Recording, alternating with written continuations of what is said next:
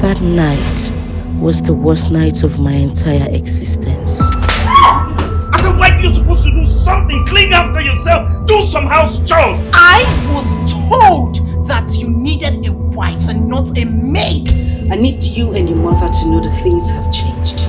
We are no longer living in a primitive world. So long as my mother raised my sister and I without a maid in this house, you will not raise my kids without any maid. Receiving salary at the end of the day, while I concentrate on other family issues. Did you tell me it was going to stop you from doing your job as a woman? Listen to me, Fabian. You have no stupid right to tell me that I must always cook for you. Women cook for their husbands, so it's your duty to cook for me in this house. How your mother was not cooking morning, day, night, every day on daily basis, was she?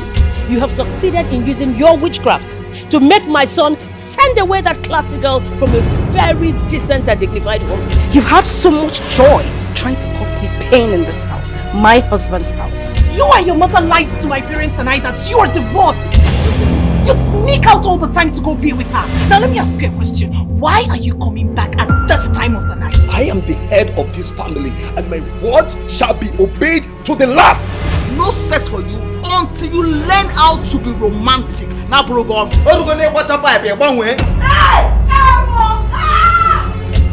Yes, we're a monkey. Where are you coming from? Easy, man. Easy. Take it easy. As long as you remain in this house, I have the right to know your whereabouts. I am sick and tired of going over this over and over again with you. You do not expect me to hire a chef for that thing you picked up from the badger.